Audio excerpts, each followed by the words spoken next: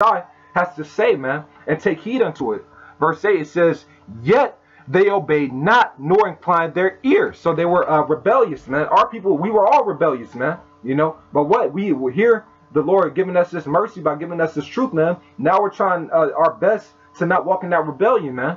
To take heed to these scriptures, all right? To fight our flesh, man. You don't get, just because your flesh is telling you to do something, doesn't mean you give in to it, man. Yeah, the flesh is weak, but that doesn't mean you don't stop fighting, man. You got to fight until the end.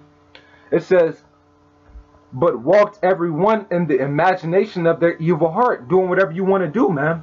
All right? It says the Jeremiah 17:9, it says the heart is deceitful above all things and desperately wicked. Who can know it? So your flesh, your heart, or your mind, Salaki, the word heart goes back to the Hebrew word la, meaning mind, man. So it says what? The mind, the heart, all right, is deceitful above all things and desperately wicked. So your mind is desperately wicked. It's gonna fight. Your mind is gonna fight to do wicked. Every day you wake up, man, your mind is gonna want to go into some wicked shit, man. You know, your mind is gonna be like, all right, what wickedness are we gonna get into tonight, man? What we gonna do today, man? You know, nah, man, forget reading today. Hey, let's get into some folly, man. You know, forget watching videos today, man. Hey, let's just hit up some bitches or whatever, man. That's what your mind is gonna desperately want to do. All right, so it says the heart is deceitful above all things and desperately wicked. Who can know it? All right, so when the scripture says that they walked after the evil imaginations of their heart, man, that's all of us, man. Our minds are all evil, man. But what? I'm gonna go ahead and grab this. This is gonna pull it together. Let me see. Let me grab a real quick Salakia.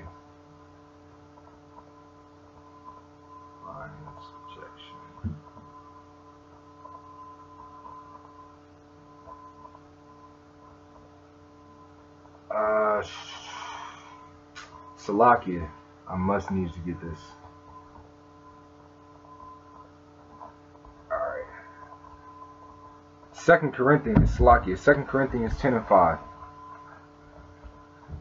Alright, this is 2 Corinthians chapter 10 and verse 5. And this is all going into obedience, man, because it's essential. Obedience is essential to getting closer to Yawahashi. Alright, this is 2 Corinthians chapter 10 verse 5. It says, casting down imaginations. So all those evil and wicked imaginations, you know, you want to cast them down. It says casting down imaginations and every high thing that exalted itself against the knowledge of Yahweh, and bringing into captivity every thought to the obedience of Yawahashi. So, hey, man, constantly that's a battle. You want to bring your thoughts into captivity unto Yawahashi, man, under captivity unto what's pleasing unto the Lord. A wicked thought comes into your mind, man. Your mind is trying to be desperately wicked. You cast that shit away, man. Hey, nah, man, I ain't finna deal with her, man. She's got a man, you know? Oh, nah, man, I'm not finna think evil of my brother, man. Hey, Yawahashi died for him, man. You know? Love thy neighbor as thyself, man. That's a man of the Lord, you know? Whatever it may be, man, you gotta constantly, it's a constant battle to fight those thoughts, because what? The mind is desperately wicked, you know? So back in Jeremiah chapter 11 and verse 8, it says, yet they obeyed not, nor inclined their ear, but walked every one in the imagination of their evil heart. Therefore I will bring upon them all the words of the covenant which I commanded them to do, but they did them not. And Yahweh said unto me, a conspiracy is found among the men of Judah and among the inhabitants of Jerusalem. They are turned back to the iniquities of their forefathers, which refused to hear my words, and they went after other gods to serve them. So pretty much they were rebellious, man, you know. And it says, the house of Israel and the house of Judah have broken my covenant which I made with their fathers. Therefore thus said Yahweh, behold, I will bring evil upon them. So because of they were rebellious, all right, disobedient, it says, I will bring evil upon them, which they shall not be able to escape. And though they cry unto me, I will not hearken unto them. So yeah, man, the Lord wasn't even hearing their cry or their prayer unto him, man. Because what? They were rebellious to the covenant that he made. They weren't listening to the taking heed to the law, statutes, and commandments, man. You know, they decided they weren't going to do it. They were a hearer of the word, as it was, well, shit, damn near. They weren't even hearing the words. They were trying to push it aside. But nevertheless, if you hearing these words, man, you got to take heed to them also. That's going to get you closer, man. Then the Lord is going to start supping with you more, man. Then that's going to build up that relationship, man. You know, how do you build up a relationship with somebody if they're sitting there They're trying to talk to you, but you're not hearing them, man. You're not listening to them, man. You ain't trying to hear what they got to say, man. Same thing with Yawahashi, Yawahashi, man. He's going to reject you, ultimately, if you want to reject him, all right?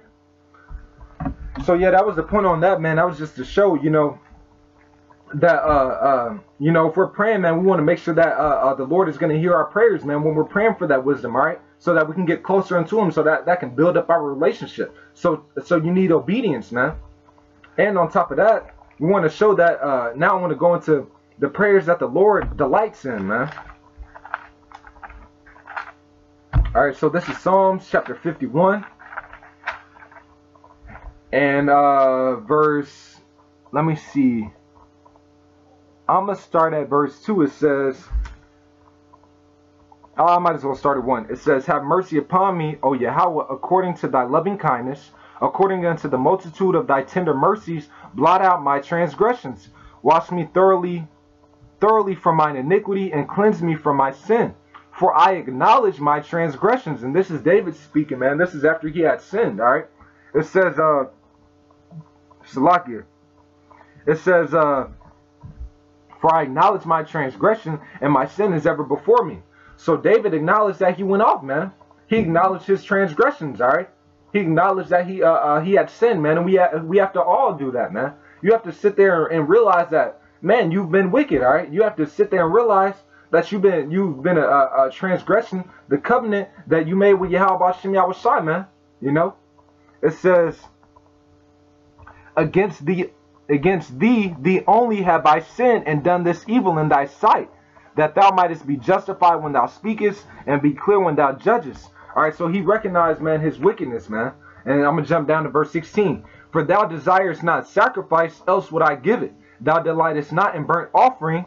The sacrifices of Yahweh are a broken spirit, a broken and contrite heart. O Yahweh, thou wilt not despise.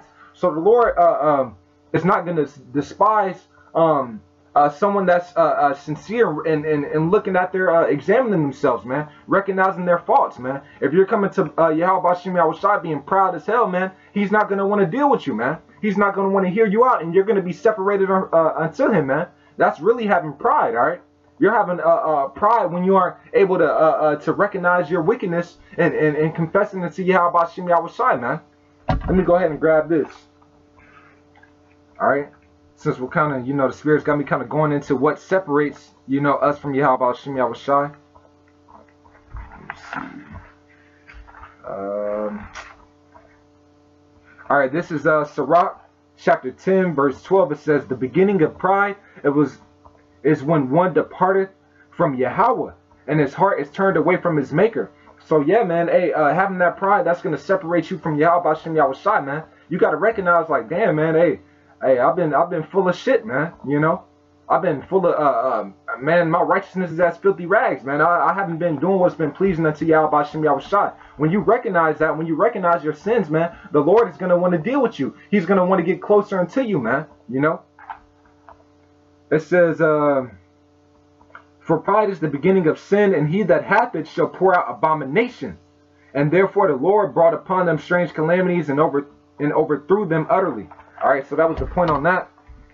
You know, so the Lord, hey, when you come before him, man, you want to be as humble as you can, man, and recognize that, hey, that we're unworthy, man. The Lord bestowed great mercy upon us by giving us this knowledge, man. You know, and he chastises us less than what we deserve, man.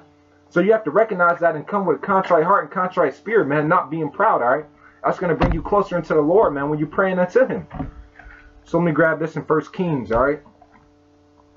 Let me see, Slakia, 8 and 46. And we getting close to wrapping it up. This is 1 Kings chapter 8. And verse 46, it says, if they sin against thee, for there is no man that sinneth not. And this is King Solomon speaking. Once again, it says, if they sin against thee, for there is no man that sinneth not, which we all have, so we all sin, and thou be angry with them, and deliver them to the enemy, so that they carry them away captives unto the land of the enemy, far or near, which is what we're in that predicament right now. You know, the Lord was angry with us and sent us into a land that wasn't ours, you know, and what, we're scattered throughout the four corners of the earth, man. You got some that are scattered closer to our land, confusion of faces, man. You got some that are far, being us here in Babylon, man.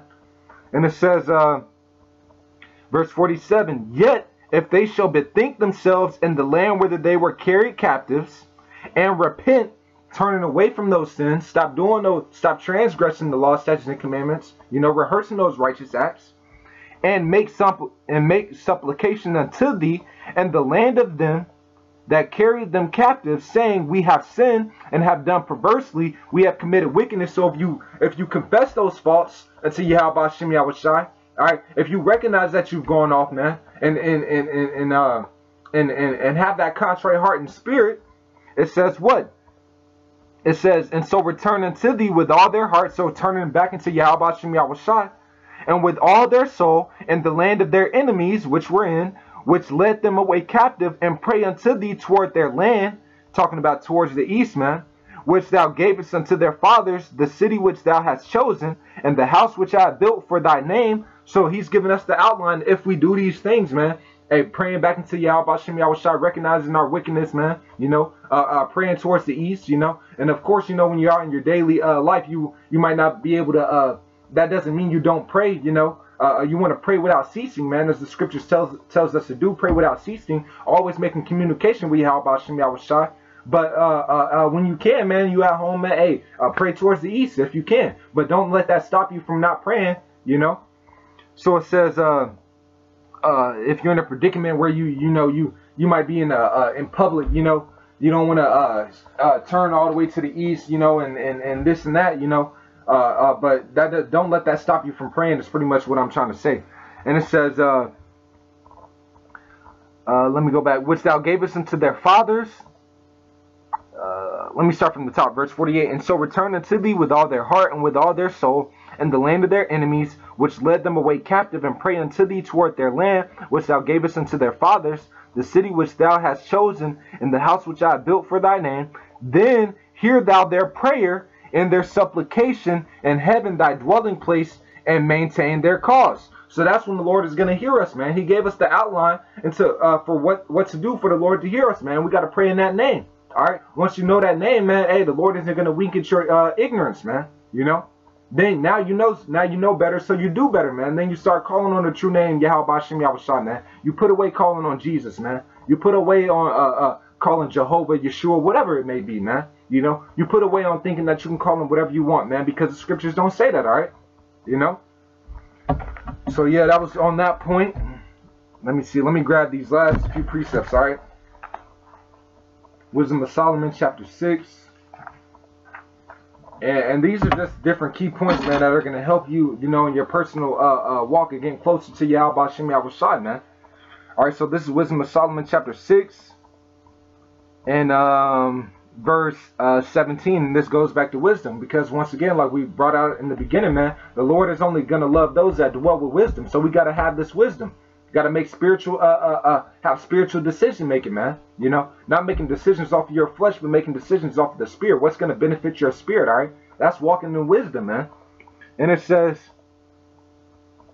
Wisdom of Solomon, chapter 6, and I'm going to start at verse 15. It says, to think therefore upon her is perfection of wisdom, and whoso watcheth for her shall quickly be without care. For she goeth about seeking such as are worthy of her. She showeth herself favorably unto them in the ways, and meeteth them in every thought. Yeah, wisdom's going to meet you in your thoughts, man. You know, it's going to help you combat your flesh, man. It's going to be like, no, don't do this. You know, just like the analogy they show in certain movies, man. You have the angel on the right-hand side, and then you have the devil on the left-hand side of the shoulder, and you got the angel telling you what to do that's right, and then you got the devil in your ear like, nah, go do this or go do that. Some type of wickedness, man. That's how wisdom is. It's going to meet you in your thoughts, but then you got your mind that's desperately wicked, man. You know, so it's going to meet you in your thoughts, but wait, it's up to you whether you're going to be obedient unto that wisdom, or you're going to be obedient unto your flesh, man. It says, verse 17, for the very true beginning of her is the desire of discipline. All right, so you have to desire discipline, man. You have to desire to do what's pleasing unto Yawahashi, Yawahashi, man. You know, that's what's going to bring you closer into him, man. And that's why let me think, where is it